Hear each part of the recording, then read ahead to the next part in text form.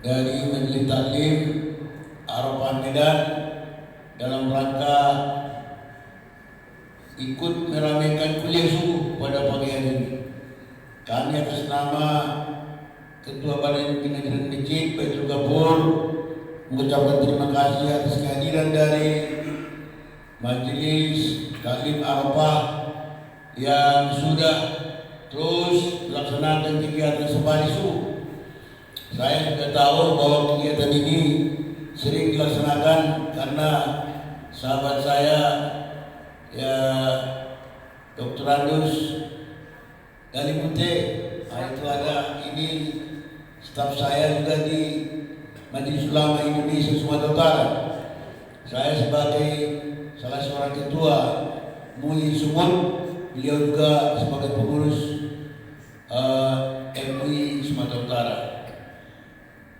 Oleh karena itu kami mengucapkan terima kasih atas kehadiran dari Bapak. Harapan kami ke depan ya supaya kegiatan yang seperti yang baik ini terus dilanjutkan. Ya, karena hanya sedikit orang yang bisa melaksanakan seperti ini. Apalagi meninggalkan tempat atau meninggalkan rumah untuk pergi ke suatu tempat atau suatu masjid dalam rangka ya melaksanakan syiar agama Islam. Demikian barangkali yang kami sampaikan. Terima kasih atas kehadirannya. Wallahu a'lam bishawab. Assalamualaikum warahmatullahi wabarakatuh. Perkenalan dari Ketua Majelis Arafah Sumatera Utara oleh Bapak Dr. Andes Haji Zulkifli Lubis MM, dipersilakan dengan segala hormat. Alhamdulillah kami hanya hari ini dari kawan-kawan pejuang subuh ya banyak yang jauh juga ada itu dari Semenciri Pak, jauh Pak, daerah ke Binjai sana. Ada juga penasihat kita dan beberapa orang kawan-kawan juga yang hadir di sini. Semua ada di tempat ini. Mungkin pagi-pagi pukul 3, pukul 4 sudah lama untuk bisa kemari. Tujuannya apa? Bagaimana kita meramaikan sholat subuh? Kita ingin mencari doa Allah ke tempat ini. Dan insya Allah dan kami berharap Bapak Ibu sekalian doakan kami tetap komitmen, kami istiqomah. Karena keistiqomahan itu yang paling penting gitu. Ya, kita nggak penting yang supaya kita dihargai, dihormati, tidak. Tapi bagaimana kita sama umat Islam itu, bagaimana kita bisa bersatu.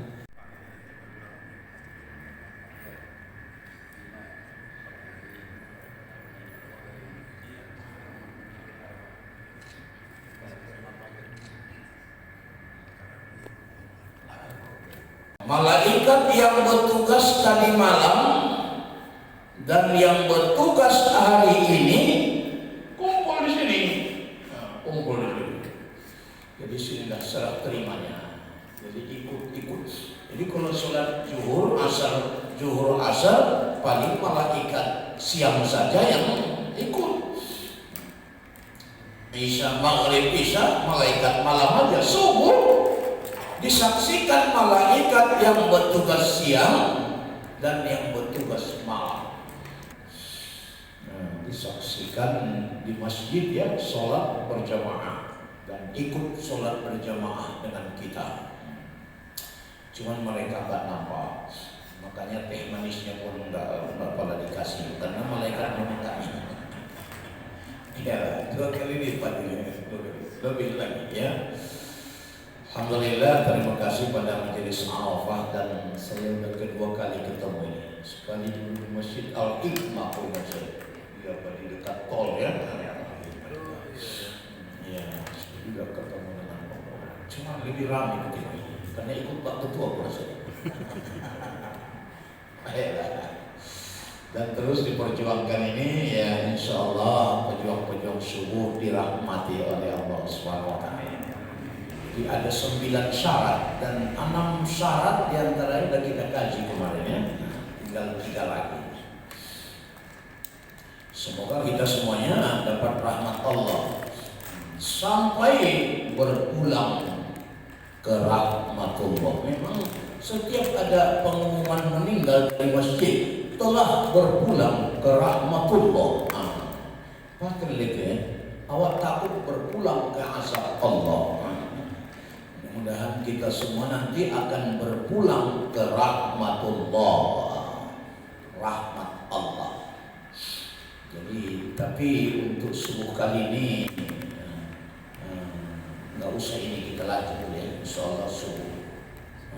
Allah berfirman, ya ayyuhalladzina amanu dukhulu bis-silmi kaffah wa la tattabi'u khutuwati syaitan innahu kana aduwwan mubina. Hai orang-orang yang beriman, masuklah kamu ke dalam Islam secara kafah, totalitas, menyeluruh, dan jangan kamu mengikuti langkah strategi setan. Sesungguhnya setan itu adalah musuh yang nyata buat kamu. Adapun asbabun nuzul ayat ini atau sebab-sebabnya turun adalah ketika Abdullah bin Salam, bekas seorang Yahudi Madinah dari Bani Nadir, ya, masuk Islam. Jadi dari orang Yahudi Bani Nadir di Madinah masuk Islam.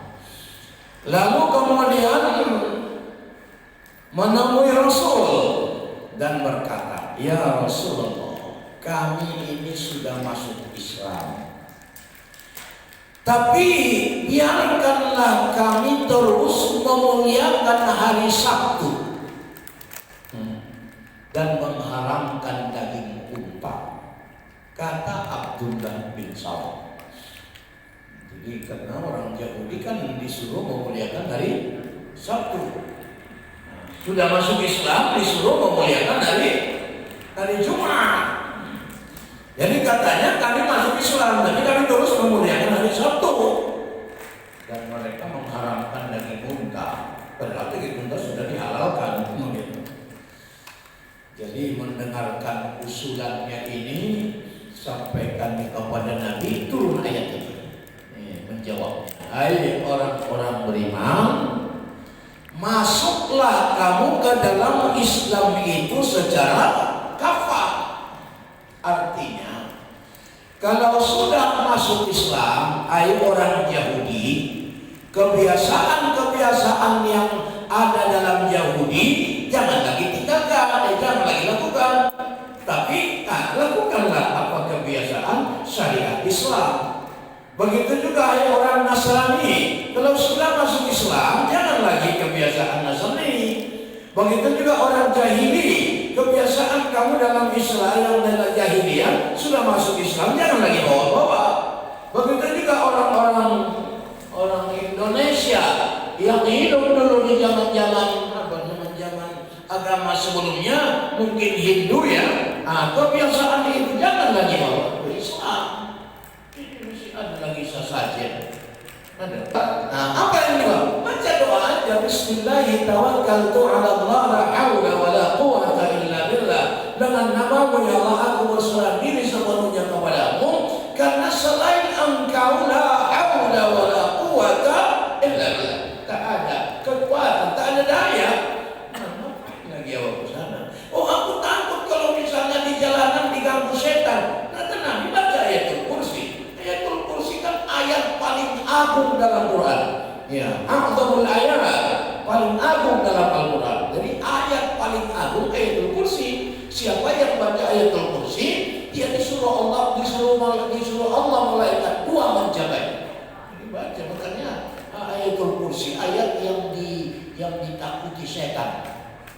Tapi bukan ayatnya yang ditakuti, keagungannya. Karena ada 10 keagungan Allah disebutkan pada ayatul kursi. Beda dengan Al-Ikhlas. Al-Ikhlas cuma 4 keagungan Allah di situ. Tapi ayatul kursi 10 keagungan Allah yang ada di